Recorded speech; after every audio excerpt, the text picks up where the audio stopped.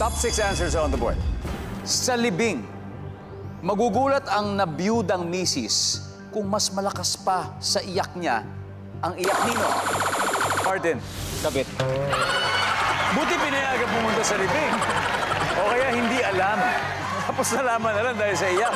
Nandiyan ba ang kabit? Martin, pass or play? Play. Let's play. Ben, balik muna tayo.